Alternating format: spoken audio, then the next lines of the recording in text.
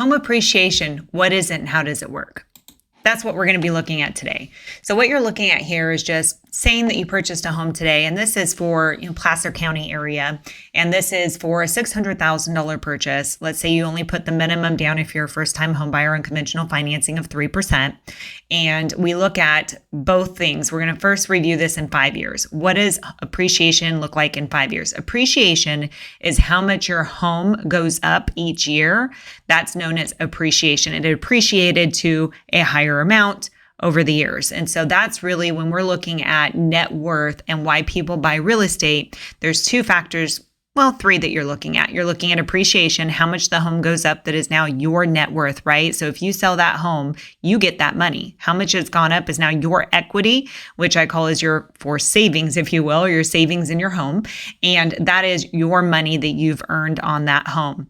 Also, you have what you pay down each month in your payment. So you make a mortgage payment. Part of that payment is paying down your loan balance, which is now your equity that you have in the home, which is your money. If you sell that home, that is your money. And then you may have tax advantages as well. That's going to save you additional money each year for tax benefits that you're looking at as well. So this is just one component that we're looking at when it comes to real estate investing and what you want to look at when you're deciding to invest in real estate. So what we're looking at here again is $600,000. This is for Placer County. And what you're looking at here is what's forecasted for appreciation as well as what's been historical for appreciation. This is not my numbers that's created. This is the higher ups that track everything and say, based on all the data, statistics, this is what we're forecasting the appreciation is going to be for this area that we're looking at, and then what has been historical. So that's what we're looking at in this chart here.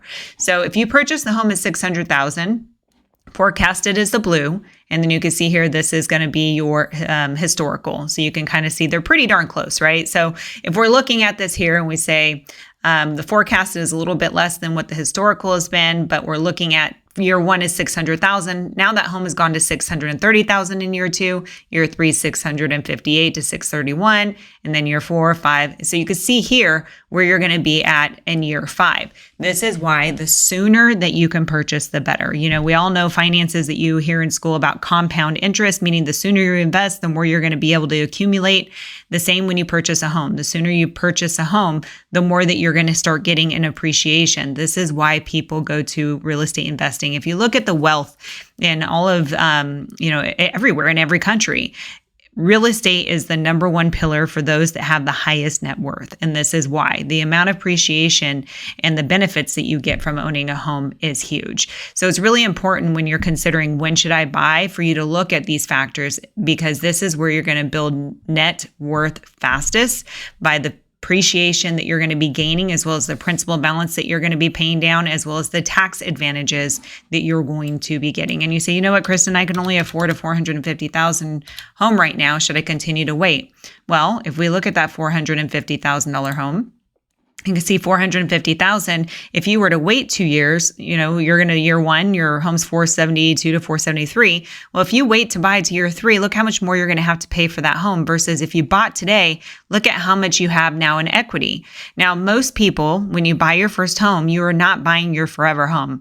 I'm on mini homes at this point, and we still have more homes to go, because what you do is you buy what you can afford today. You gain the appreciation, so you're not wasting money on rent. You still have a return that you're getting on that investment. And then a couple years, 3, 4, 5 years down the road, you could take that equity and now put it into your next home, and it's going to make it more affordable because now you have that money to invest into the next purchase.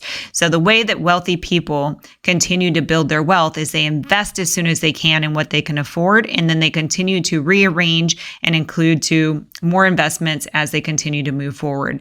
So appreciation is a huge factor in purchasing, but the sooner that you do it, the more that you're going to be able to gain long term.